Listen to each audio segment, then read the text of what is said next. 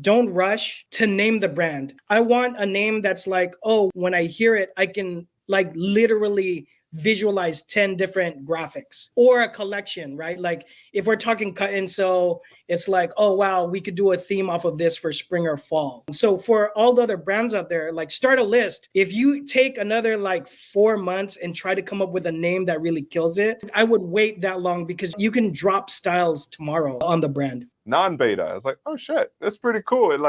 It kind of goes opposite of the alpha, but still gives you the same messaging. So Yeah. automatically it caught my attention. I was like, yo, this is a good name. This is a cool brand.